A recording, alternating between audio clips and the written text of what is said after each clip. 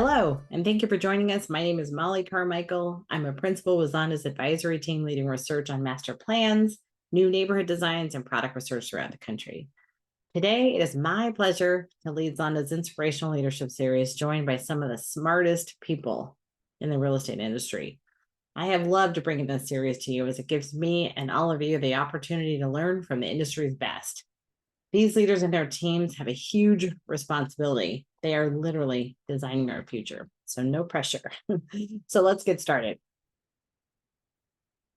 Today, we're joined by Gregg Nelson and Michael Maples, and I had the opportunity to do this interview in person at our Builder 100 conference. It was such a pleasure to meet them in person for the interview. And they have a great story. The two started out as college buddies. They started a business together, and today they've built quite a team and quite a home building company. I even love their unique titles for our industry. Instead of CEO or COO, they are the principals and co-founders of Trumark Homes. And I think that's what I appreciated the most about these two leaders. They are willing to rewrite the rules for what they believe in. And you're going to hear that in their story. So you'll hear about the good, the bad, some of the challenges they face both personally and professionally, and as they grew this company into the success story it is. So a couple of quick facts on the company. Trumark's been around since 1988. They build over 4,000 homes in California. That's like 14,000 homes anywhere else. It's a really challenging market. And how do they do it?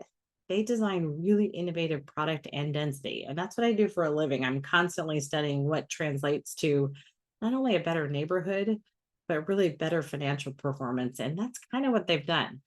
I think they built some of the best product in the country, and they've got several awards to prove it. On that note, Michael and Gregg were both recently recognized as recipients of our Home Building Foundation's Hall of Fame. But most of all, I think you're going to find Gregg and Michael are both remarkable leaders and human beings. So let's hear from them. We'll get started. Please welcome Gregg and Michael. Well, let's start out first with, how did Trumark form? How did it start? And I'd love to hear for each of you your home building story. Like, why home building for both of you? Go ahead, Gregg, start it off. I knew that was coming. So Michael and I met and became friends in college. And so we go way back. That's a long time ago. And actually, we were both working with sister churches. We were working with high school groups, and we met at a conference, hit it off, and then continued to kind of share that experience during college. Both were business majors. And then he was going into vocational ministry. So he was going to be a pastor, youth pastor. How cool is that? Yeah. And so to do that, he needed to go to grad school, seminary, right? And we both went to San Jose State, so we just commuted to college, no big thrill. And in true Michael Maples form, he says, Gregg, I'm going to go back to Minnesota to grad school. You should come with me.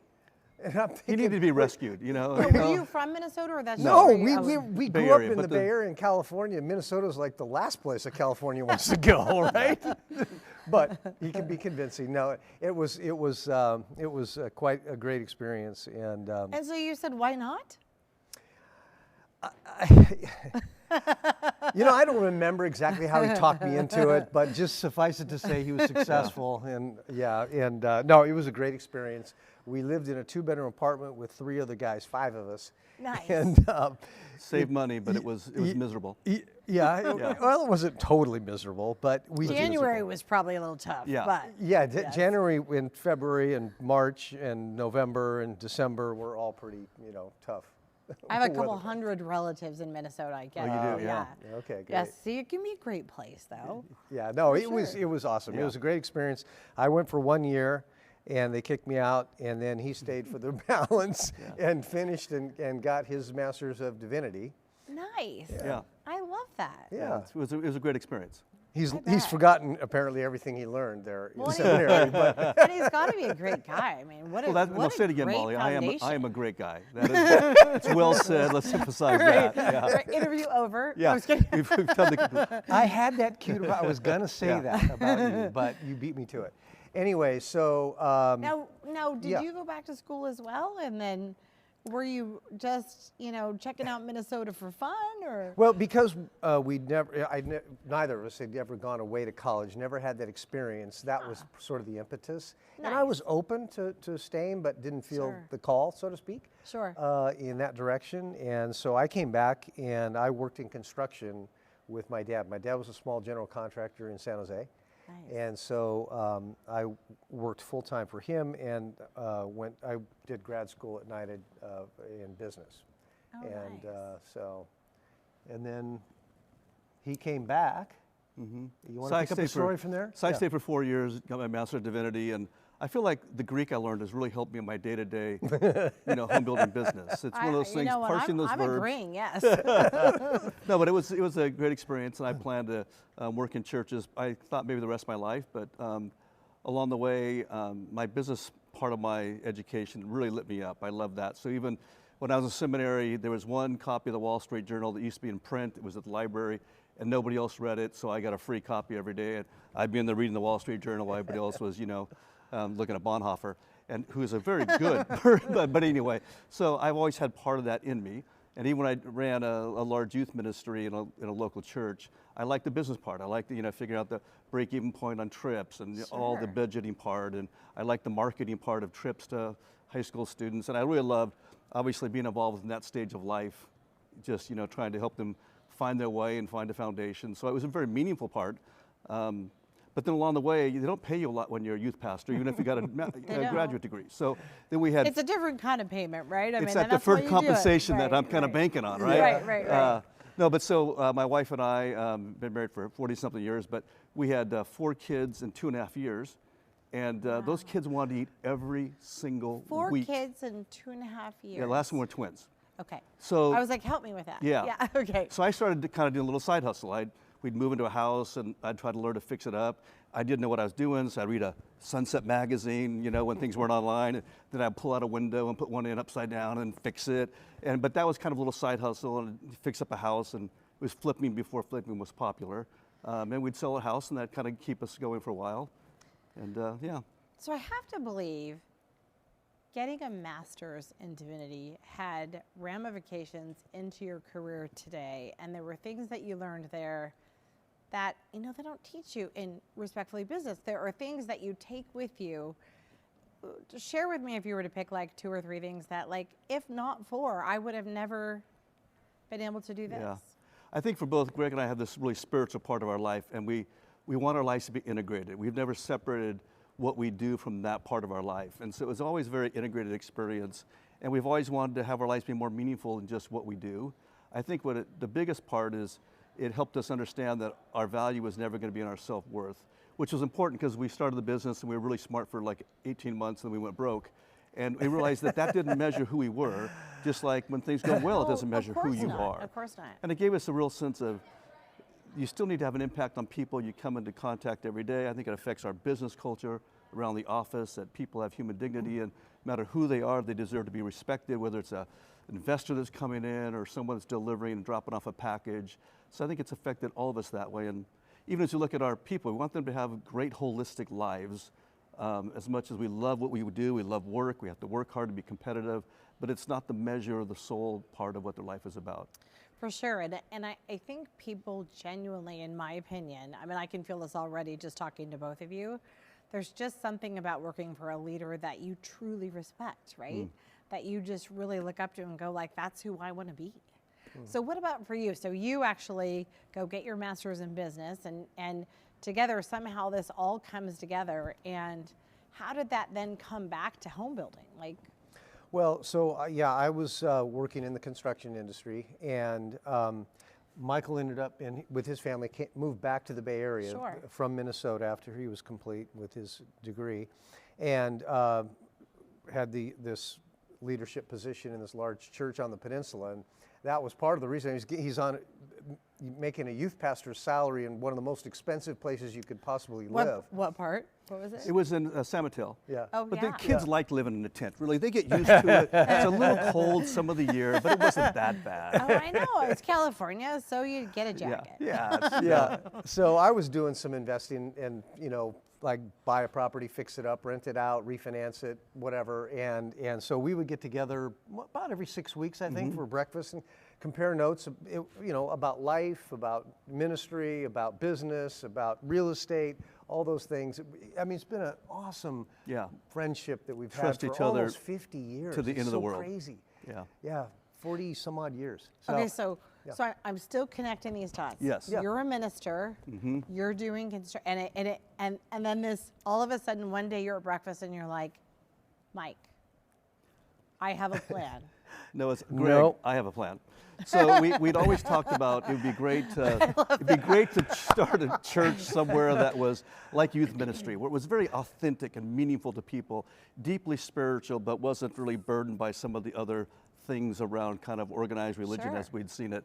And we always talk, well, wouldn't it be a great experience someday to, help start a church? And we both came across some ideas about the same week. He met a guy that was going to move to Pleasanton to start a church, and I was driving back after been at a speaking engagement. I was driving through Pleasanton, and I pulled to the side of the road, and I saw all these rooftops going on, and I thought, well, man, this is a real growth area. And so my thing at the time, I was working on some continuing ed and divinity stuff, and about church growth is it should be a place where a lot of new rooftops are. So Sure. I go to call Gregg and say, let's just quit our jobs and move to Pleasanton and start a church because a lot of rooftops going up. And it was sort of like, you followed me to Minnesota, so you got to be able to do this. I guess so. Yeah. I guess so. I have a feeling we're going to do this together. Yeah. Yeah. And So actually, we it was kind of a mutual thing. At the same time, Yeah. Neat. My wife and I were going through a very similar process, and looking back, there was this, providential, we think, move that sent us that direction, and we were decided basically that okay, we're going to go do this, and we were young and probably somewhat naive, and Yeah. but. So you started church? Well, no, we didn't start it. There was a pastor that was assigned to start. He was like a church planter, they would call it. Nice. But he needed people to help. Sure. And so we met him, and there was some good chemistry there. And so we, with our families, decided, yeah, let's go help out with this thing. But we had to make a living. Sure. And so, Now, for me, I wasn't giving up very much income, mind you. So it wasn't like there was going to be a big change in lifestyle that way. And we both I was working on a house on the side that I'd get ready to flip, and he had some assets, and I had bought another lot. So we kind of So you both accumulated were some side craftsmen things. at the same time, Well, and then craftsman. My wife could do any of the repairs around the house, not me. But I would, yeah. But we were made to better. be craftsmen. Right, Yeah, right. would appreciate craftsmanship. But so we had a little bit of, money that I was kind of, where we'd built up that we could take and live on for a year. And so we said, let's quit our jobs for a year. We'll go try to help plant this church, and we got to make a living. So let's start a little company, and, let's see what happens. And so we started, what was the what beginning of became Trumark. Trumark, yeah. So, and then that was the start. Tell me about your first project. Well, we had those two lots. We each brought a lot into the partnership, basically. And they were both located down in the South Bay and the peninsula. And we ended up selling both of those rather than build the project that we had kind of envisioned. And so that gave us some more capital. And then with that, I think we tied up a piece of property. Our first probably project that related to what we do now was we bought a house with an oversized lot in San Jose, and it was fitted for a 4-lot subdivision, basically. And we, had never processed an entitlement like that. Not even sure if we knew what that word meant Let then. alone Pleasanton, which is No, not it was easy. not Pleasanton, San Jose. San Jose. Oh, San It was Jose. San So Jose. a We were little easier living up time, in yeah. Danville, I was working. going to say that's not much easier, but Yeah. okay. Yeah, sorry. Anyways, so we hired an architect to do the site plan, and kind of naively went to the city planning department and said, hey, we'd like to subdivide this property and build 4 homes there, and went through the whole process. Had to go to the city council, and I still remember, I'm sure you really do, that the council members, they kind of make comments about your project, and then they take a vote, right? And one by one, they're saying, no, I don't really think this fits the neighborhood, and it's kind of like, oh, we're going down, we're in flames. And then this one council member, I can't remember his name, but he says, how about if we propose they do 3 lots instead of 4. And he rescued us basically by proposing this compromise. And the rest of the council goes, okay. And so they took the vote. We got 3 lots approved, and it was like, oh my gosh. But we'd learned, our whole we'd learned family the process financial of, futures on the line. we walked the neighborhood, talked to every We did. neighbor, said what would make a good situation for you here, sat in people's backyards and looked, well, how do we put bigger fences here? So what actually helped too is we had a diagram of all the neighbors that supported it and all the ones around us supported it. And that made it easy for the council to say yes to, because we had some buy-in from people that didn't need to buy in, but they felt like that was a reasonable solution for it. And that was kind of became kind of what we did as a company. For a lot of years we did entitlement and land planning, and we had the sense that, hey, we're going to go into somebody's neighborhood, we need to work closely with them, we need to be good listeners, and we need to be willing to change things in a way that we can and find a compromise, because we need to get people on our side. And you know, we're going to come and do what we think is a great development, but they're already invested, they live there. Now it can't be a park, everybody wants it to be a park, Right. but what can we find that would be a reasonable solution?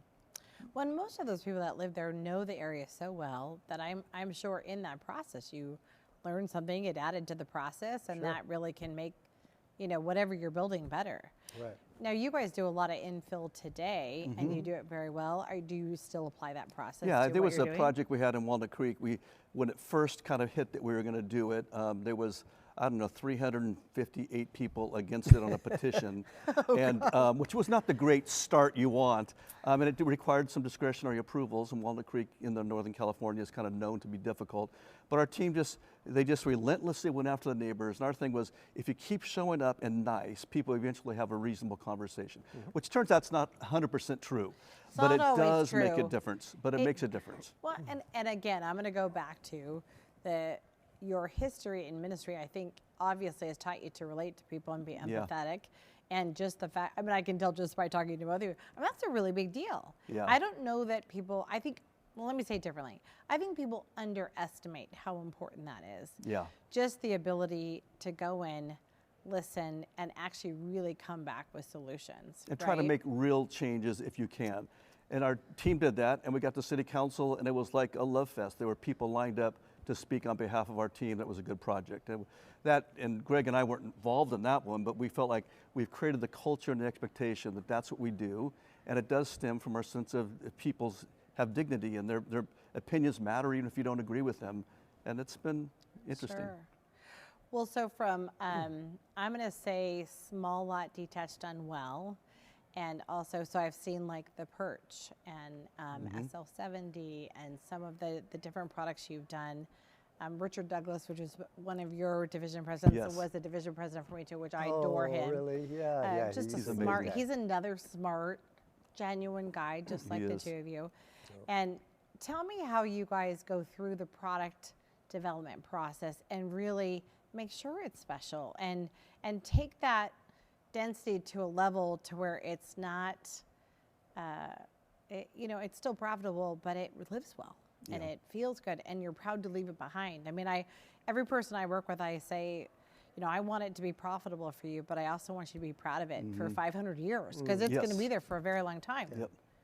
And one of our saying is, ugly lasts a long time, so don't do ugly. Because once you build something, it really That's a does last great- a I'm long repeating time. that. Yeah. So I think we really learned that we want to have a great neighborhood, and a great neighbor is everything from how you live inside the home, but how you connect with people. So your walkways matter. And you know, you travel, you go to New York, and a little tiny pocket park can be a gathering area for a huge area, even if it's surrounded by density. And so our team works hard at creating special moments in the walking pedestrian area, even if it's small. A lot of times we have little fountains to break up the noise if it's a loud environment, but a place where even neighbors will connect, and that we think that there's a human value to that, you know, we have to have something about our life that's authentic and meaningful, and we think that's part of what we can bring to the table. And so our team really works hard at that. And our idea is that you can't spend money everywhere, but you need to design things that are thoughtful and do something that surprises people when they walk in the door or when they walk through our communities. And we just have a team that's, you know, better at that than we are, very creative. Garrett Hines, who's worked with us for years, He's you've one of mentioned. my favorites too. He's always full of ideas, and he loves what we do and cares deeply about it. And he gets architecture and he does, just, those special details, he totally gets it, Yep. right? Well, I want to rewind a little bit. going back to, as both of you were growing up, share with me a little bit about like who were your inspirational people then, and how did you guys become such great men? I mean, like it's I really admire just your whole path and everything that you've just shared, but like who were your influencers as sort of you were growing up? Well, and kind of going back to the design influence, my mom was always passionate about design.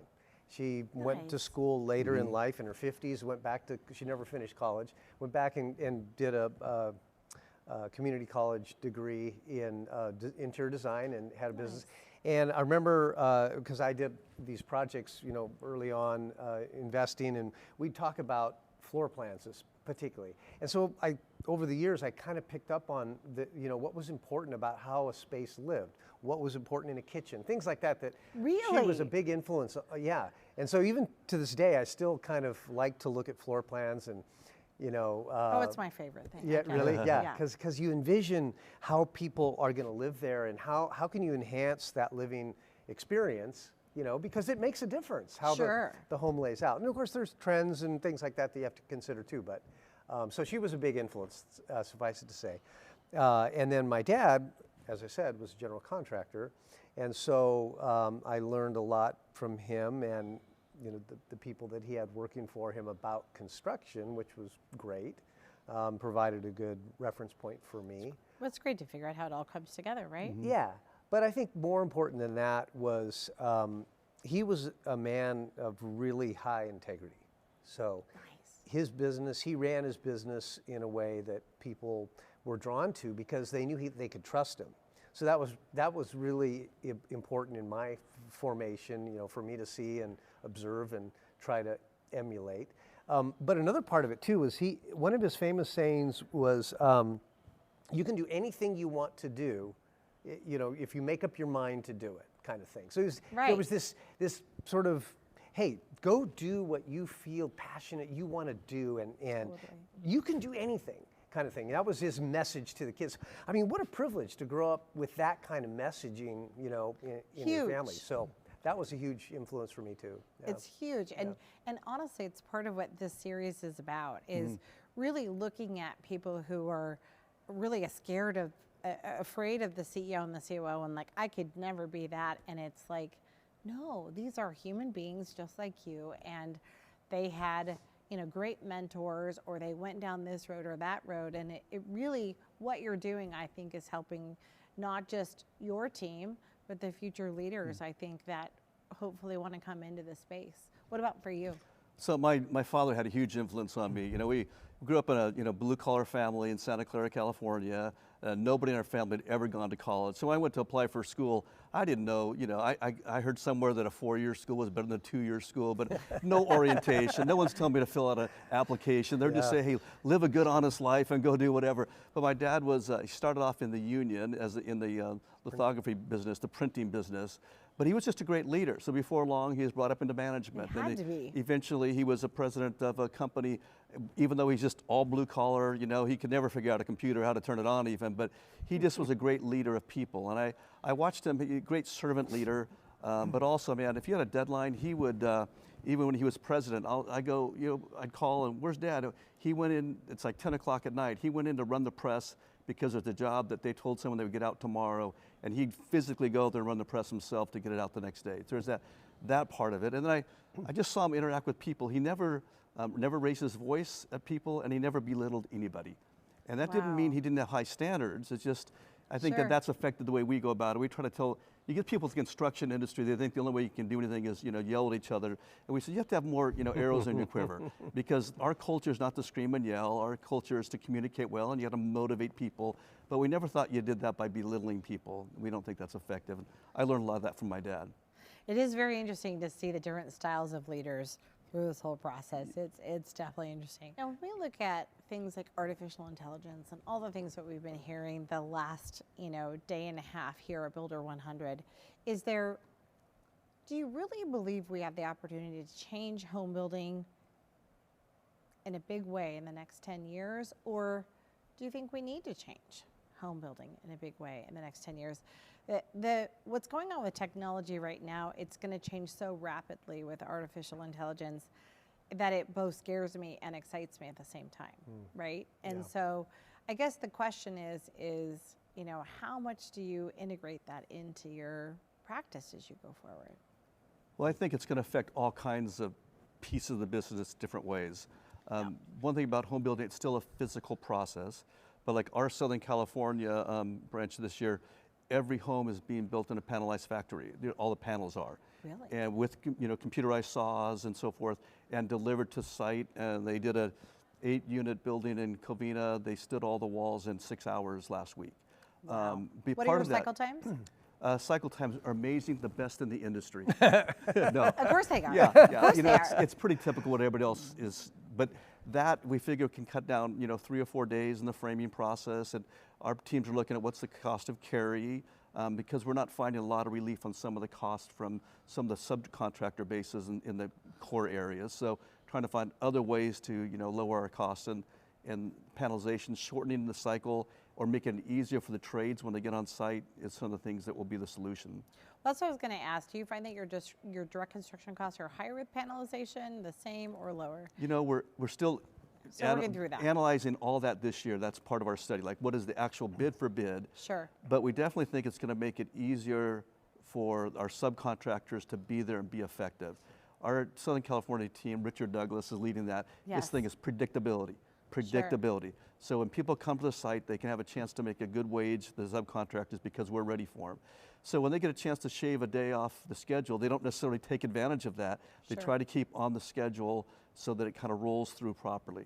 So, but those kind of technological changes are changing it. But we also think for people that are younger going into this industry, there's going to be a place for the physical environment that cannot be replaced. Robotics are going to help with a lot of things, but there's still going to be someone putting those homes together. And our parent company, Daiwa House, they produce homes out of factory, 7,000 I think 1 year out of factories in Japan. But there's still people on the site that are putting it together and doing the final hookup. And so there's real opportunity for people that way, playing with technology and finding solutions. It's staggering because the challenge you have with Japan is they don't have nearly the jurisdictional issues that we have here, right? And so it's very easy, I think, to do it in a market like Japan, and not to by any stretch say that's any less or better, right? But the challenges I think we have here are just, you could put Irvine and Tustin right next to each other. They have totally different building standards, standards, right? And so that's where the challenge I think really lies, and why panelization probably is going to be better than modular over time. Would you guys agree with that? Yeah, and I think we can use technology for certain parts of it. I think those that have tried to make it one big integrated process have found it's very difficult to do, and there's logistical issues, and people still want some changes. There's just complications. From a livability standpoint, Gregg, what do you see as the future opportunity from a design perspective as it relates to home layouts? And do you see them actually getting smaller? Do you see them getting larger? Or I believe when you go back from 1960 to the current, our home sizes have more than doubled in size, and yet household size has actually shrunk.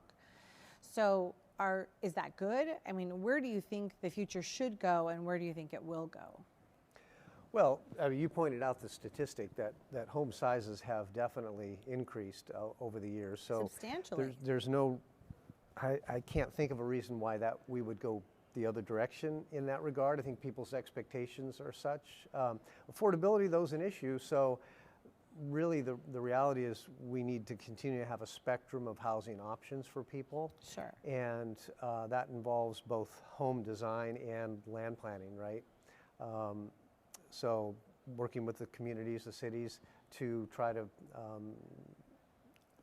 have the opportunity to develop alternative solutions on sites that offer a wider range of housing for people, because not everybody can afford a large home that is designed exactly how they want. So I just wonder, with the change of virtual reality and some of that stuff, if that will allow us to have smaller space and more functionality. And it really will be interesting. And I don't think we're anywhere close to that, but there definitely has to be that mindset which is kind of what we talked about a little bit today with the concept home is how do we get 2,500 square feet to really work and work well when we're continuing to push above that for so many different, you know, whether it's family or move down or you name it. Well, Molly, You and know? you're so involved in product. You know, you take the same 2,500 square foot home or a 1,200 square foot condo. One can feel much larger and one can feel much smaller than the actual square footage. Absolutely. So our team, like SL70 you mentioned in Silver Lake, they did a phenomenal job of bigger windows and higher plate lines. And we even had one of the city workers, the city planners came through and he walked through one of our plans, and our people said, what size home do you think this is? And he goes, this is your 1,600 square foot plan, isn't it? And they go, no, this is our 1,150 square foot plan. Right. But it just lived large, right? And so that's part of the, we're trying to strive for that, so it has a different feel to it. And then we have a program in Southern California called TrueFlex, and it's really about trying to make the home grow and adjust as you grow and adjust. So putting rooms in certain places that can be used multifunctional, putting in even some headers where you could have, there's solid walls now, but they know where they can take that and then put a doorway, pre-electrical for that in case they change the use of it. And so ways that the home can morph to your different lifestyles, because I think people at least are anticipating being in their home longer. Whether they do or not, we'll find out. Sure. But that's going in, they're looking at that. And I think that allows a smaller space to live differently, where right now we've kind of solved every long-term solution by just making the houses bigger. Absolutely. So let me ask you both a question. We're going to go back and forth between, I'll ask you the first one. Why Trumark for you? Why Trumark? Who's asking that question? I'm Or asking who? you the question. Why Trumark for you? You could do any career you want, but why Trumark for you? Why do I work there, or why would I buy a Trumark home? Nope. Oh. Why Trumark for you, working there and the career Okay. that you have? Well, boy, there's so many aspects to the answer for me. It goes back from the beginning, a great partnership that we've had from the beginning. That's a huge Fun every advantage, day. something that's very Totally. unique, I think, in business, you know, to find a partner that's when we've gone through some challenging times together. So that's definitely a part of it. So you have to like who you're working with. Yes. We do, yep. And beyond that, we talked about the people, the team that we've been able to be fortunate enough to be part of has been awesome. And so showing up in the office, now that COVID's behind us. Hire great people. Yes, Yeah. and working around them day by day is really a great thing. And then we've been very fortunate, Mike mentioned it earlier, to do a variety of products and types of, including commercial and offices, retail, industrial development, high-rise condos. One year, just a quick story, we had, it was really interesting, a few years ago, I guess, we had a project in Southern California that was, I forget the city it was in, but it was pretty affordable home, and I think it was 75,000. Yeah, 375,000 that we sold. And that same month, we sold a condominium in San Francisco for 16 million. It was a warm shell. Yeah, and that was a shell. Yeah. So they still had to put another 6 or 7 million inside to finish. So if they wanted a bathroom in the condo, Yeah, right. Wow, that's like Europe. Yeah. So just that contrast, we still laugh about that to this day, and but it's such an illustration of the wide variety of things that we've been fortunate enough to be part of, and I love that. Both of us really love the variety and the challenges that you have in different contexts. So that would be my I answer. love that. So variety, people, and a great partnership. Yeah. I think that's about as good as it gets. Yeah. Now let me ask you this. Yes. Why Trumark for your customer? Because they're the best homes you can find anywhere. No, you know, I think our mission statement is to enhance the lives of people by creating inspiring living environments, to enhance and inspire. So our idea is, whether it's a commercial development or a master plan community or a house or home, is how do you do it in a way that inspires people, catches their imagination, but also enhances the way they live. And I think our team is very thoughtful about that. They know how they're programming a house for what, you know, needs of a family, and I think that makes a difference. And I think they have some architectural elements the buyers feel like they can't get in other homes necessarily. Well, and in the short time of talking to both of you, I know you mean it. Like, it's Yeah, really cool. It's part of us. And, you know, and as a marketing person, I hate to say this, but not often does that tagline or that mission really have that kind of meaning, right? And And it's so cool to see that that really means something to you guys. Yeah, I think thanks. it's great. Now, today, aside from your partnership that you guys have together, who are the people that you have sort of today are inspirational leaders, and what are the qualities that you see in the leaders that you kind of say, that's how I want to lead. That's what I think is great. Gregg, do you want to go first?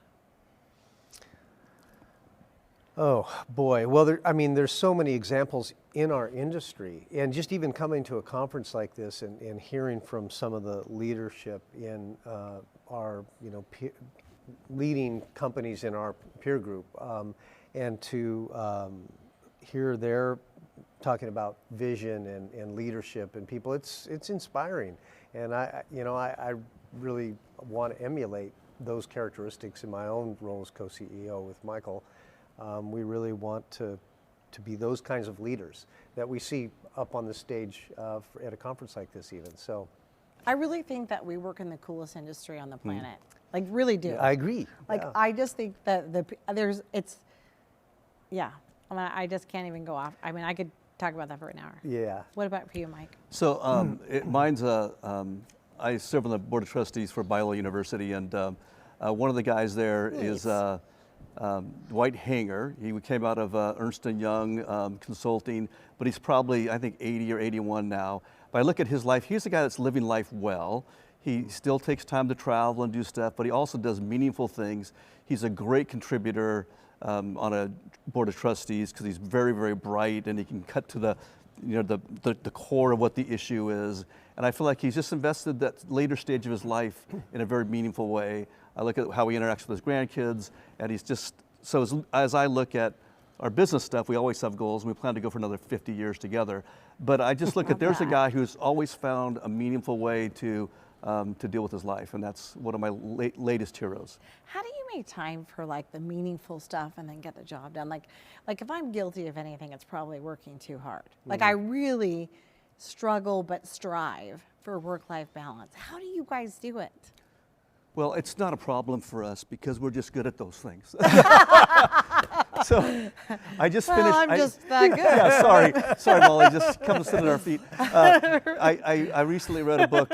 Once a year, I do take a week. We go to Hawaii, my wife and I just read and I think, and I only journal once a year, and I journal about life and look back what I journaled the year before, and it's a very reflective time for me. But this year, I read the relentless pursuit of the unhurried. And I read it in a record time. So I'm the, Of course you it did. is the Of course you opposite of did. who I am, right? So yeah.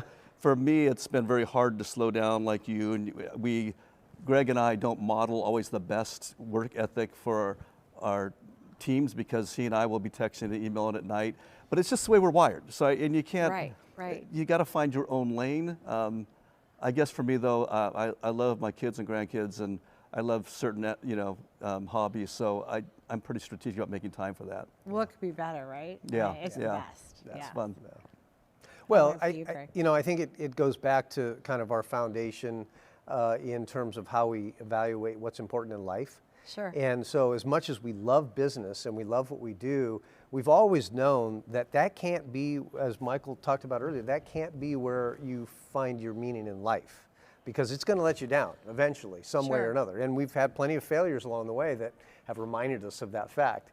So I think from early stages, we knew that family had to come first. Our faith and our activity surrounding that was more important. And so we don't always get the balance right, that's for sure. But I think that the values, the priorities of the values have helped align our activities through the years. So.